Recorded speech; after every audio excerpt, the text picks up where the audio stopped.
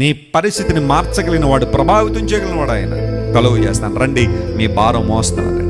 ఒక దైవజనుడు అన్నాడు, భారం ఎక్కడైనా ఒక చోటే ఉండాలట. ఉంటే అది దేవుని భుజాల మీద ఉండాలి, లేకపోతే నీ భుజాల మీద ఉండాలి. రెండు చోట్ల ఎప్పుడు భారం ఉండదంట.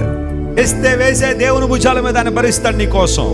లేదంటావా, ఆ భారాన్ని నువ్వే మోయాల్సి వస్తుందేమో. ప్రతి ఒక్కరిని దేవుడు పిలుస్తున్నాడు.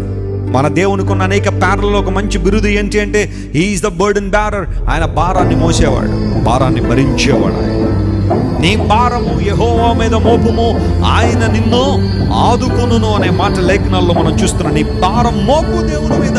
ఏ భారంతో అయితే ఈరోజు నువ్వు నలిగిపోతున్నావు, ఏ పాప భారంతో అయితే నలిగిపోతున్నావు, ఏ దోష భారంతో అయితే నలిగిపోతున్నావో, ఏ అవమాన భారంతో అయితే నలిగిపోతున్నావు, ఏ ఆత్మనునిత భావంతో అయితే నువ్వు నలిగిపోతున్నావో, వేసే దేవుని మీద భారం వేసాయి. నీ యాంగ్జైటీ అంతా దేవుని మీద వేసాయి, నీ చింత యావత్తు ఆయన మీద వేసాయి. ఎందుకోసం ఆయన ఆ చింతను భరించగలిగిన వాడు.